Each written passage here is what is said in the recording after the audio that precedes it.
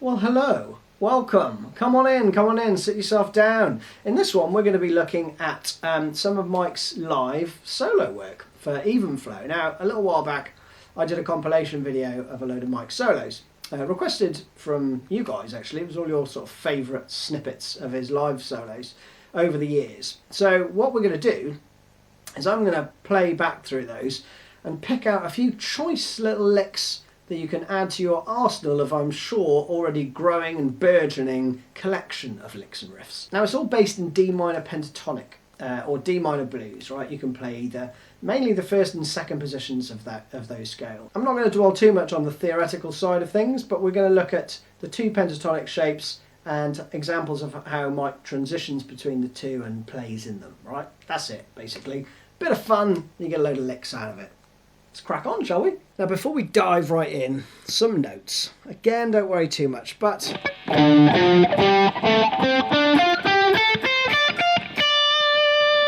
that is the D minor pentatonic scale. But we're also going to add the blues note in, so we're really looking at D blues, right? That goes like this.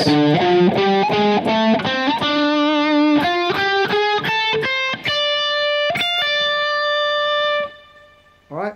So that is the first position of the D minor pentatonic with the flattened fifth to make it the blues scale, right? The only other place we're going to go is the D minor second position pentatonic, which starts here.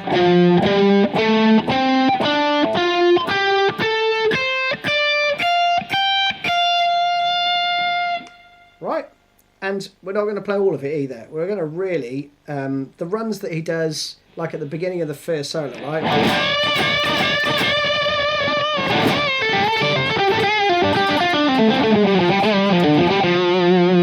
Something like that, right? That is just rough as off the top of my head, but he's doing something like that, right? And that is how he plays the main solo on the album as well, right? But for the second position, you only need to really know the top three strings. So, yeah, and he makes loads out of that.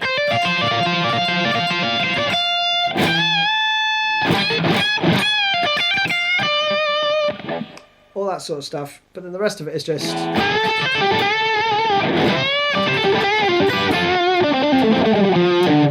all of that is just the first position. Okay, so let's dive into the first example and take a look.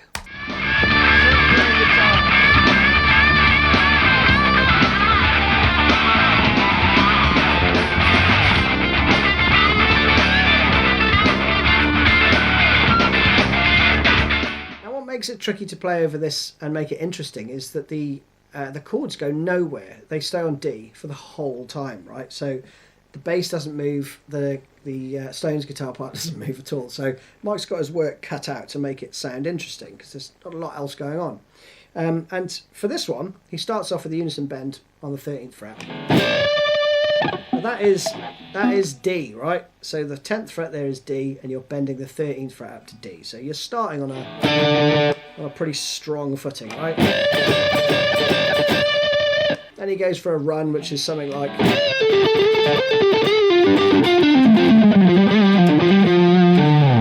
something along those lines, right? But the interesting bit that I want to show you is the next part he plays, which is this.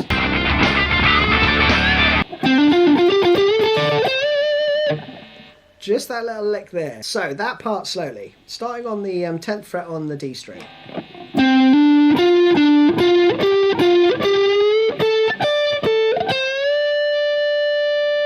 And you're ending on a D, right? So it's all kind of a little bit of tension leading up to the D. The bit that I love is the bend that holds over an extra 16th note. So you get the... Right, that's the first part. Get that bit.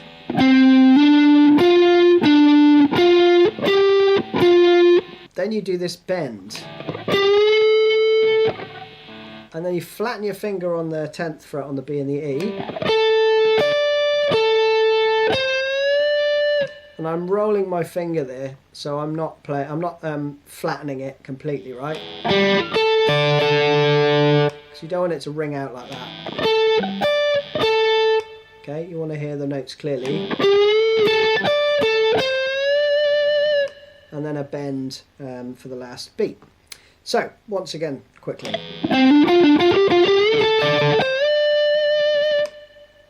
Which is awesome. It's just a lovely, lovely thing.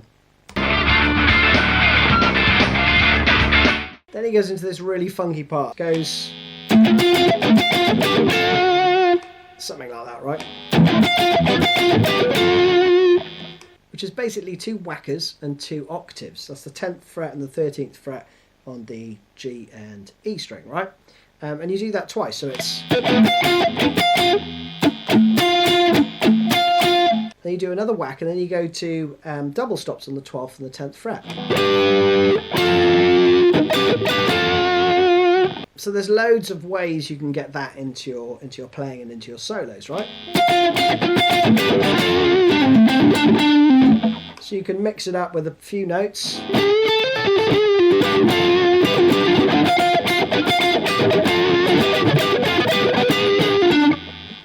Etc. Right? Last little riff or idea I'm going to show you from this. He goes to the bridge pickup and then he goes to the second position. He's going to bend on the 15th fret and play.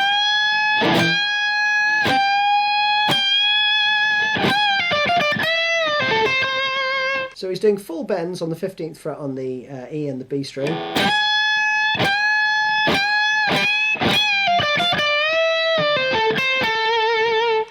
And then just using those notes that we looked at before, right?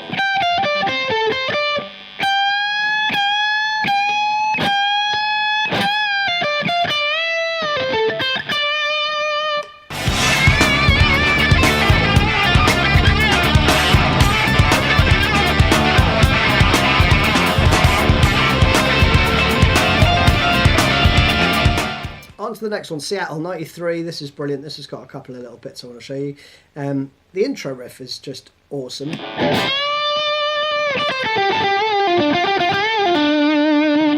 That is some lovely phrasing. Again, it's all around the first pentatonic shape.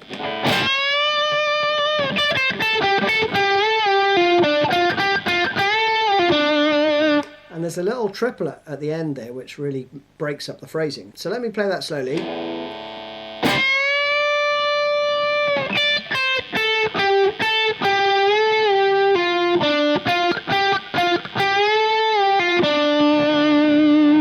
There's a nice bend at the beginning which holds for like 2.5 beats,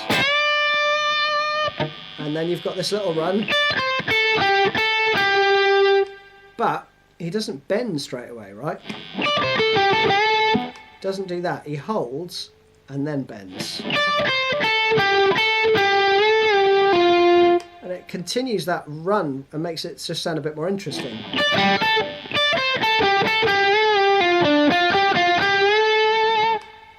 Just not a lot going on, but it's just the subtlety that makes it a little bit more interesting than just running through the scale, right?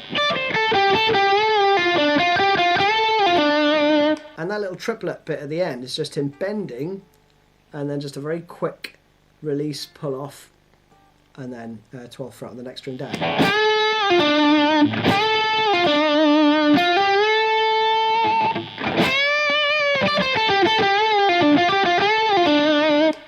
Great stuff. Next part is position 2, basically, where he's going to...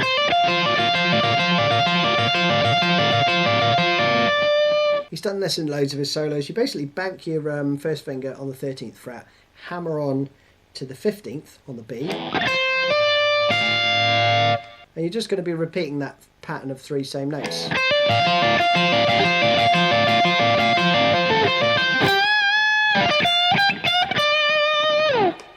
Okay?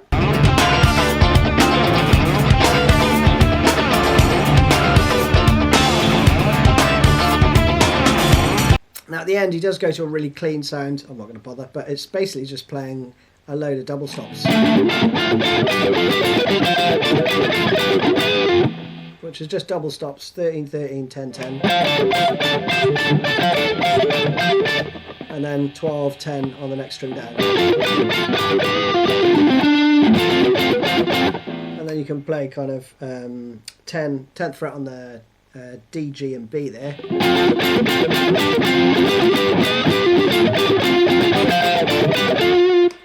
Etc. Just another cool little thing. On to the next one.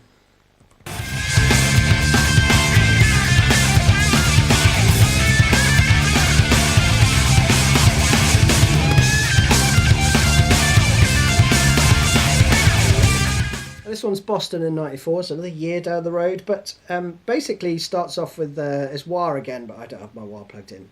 But he's got this country type bend, right? 13, 13, 12, bend up the 12th fret on the G string.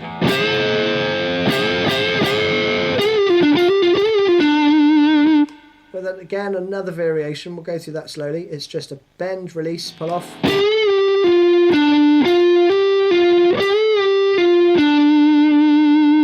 With a little bit of variation in the middle. One time slowly.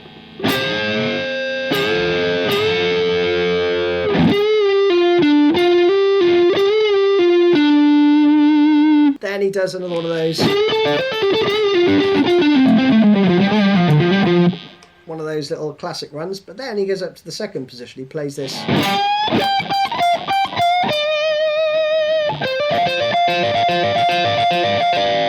And then into that again, right? So that little riff is just lovely and bluesy, right? Super simple, but very nice.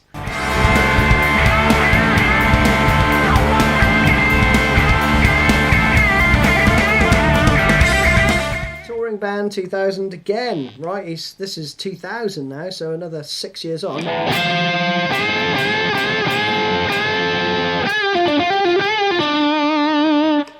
Classic Mike, right? That last bend is very Mike McCready.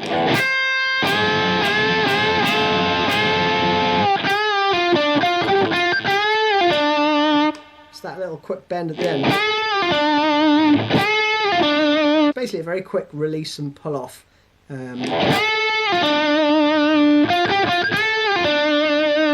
does that loads.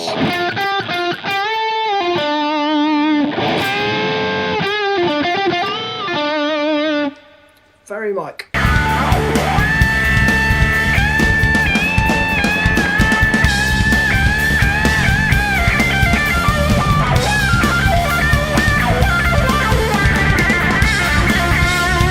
Here's this super quick run. I'll do it slowly first because it shows you how he transitions between position 2 and position 1, right? So he's going to play.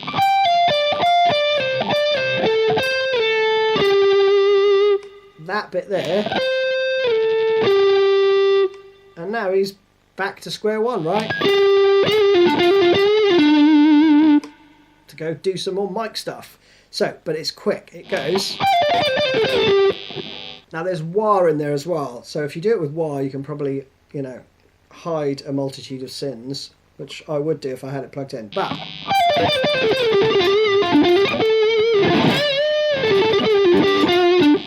he doesn't continue the run on because it's tricky to do that.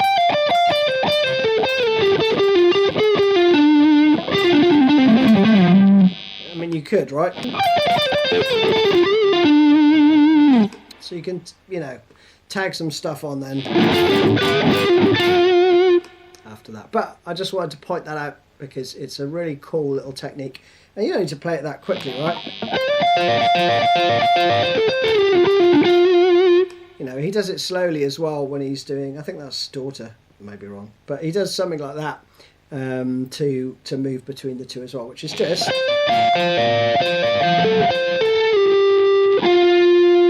which you can do with your third finger actually. And that slowly again.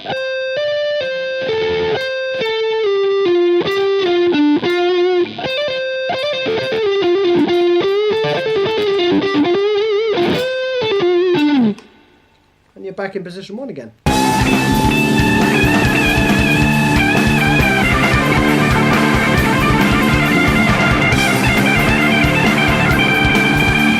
A couple of cool things about this one. This is the NYC 2003 one. He starts doing this stuff, and he does this in Milton Keynes as well, I think, where he's basically putting his finger on the 13th fret and just pulling off on the 15th fret and the 17th.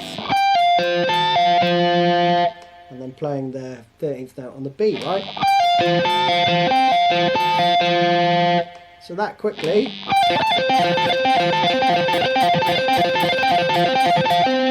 He's playing that behind his head as well, right? Because if you've anchored your finger there, then, you know, it's not that it's easy to do, but it's easier to do than if you're, you know, trying to move around the neck.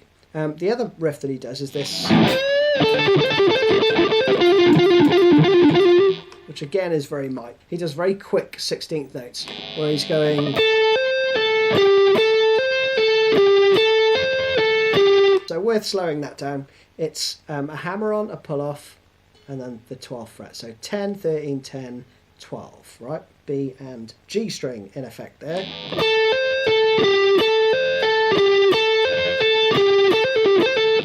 The picking technique though is whatever you started with, down or up, it doesn't matter, but what you'll then need to do is play downstroke for the 12th fret and then upstroke for the 10th fret. Downstroke for the 12th, upstroke for the 10th, right? So you'll be playing.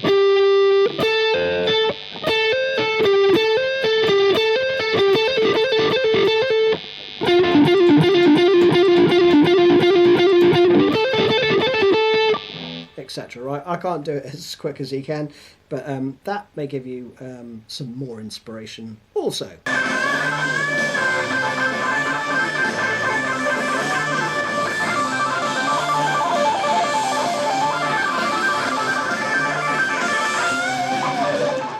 Now he does a few little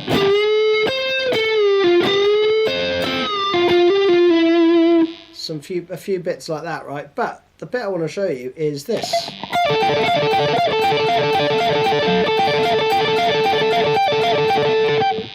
Which is just great, and I know I'm not playing that accurately, but basically plant your first finger on the 10th fret, and then you play with your third finger the 13th fret pulling off, and then you go to the 15th fret and pull off.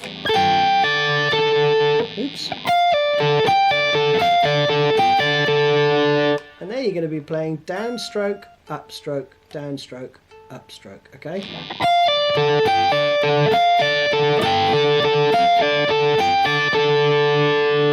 And they're triplets, so it's...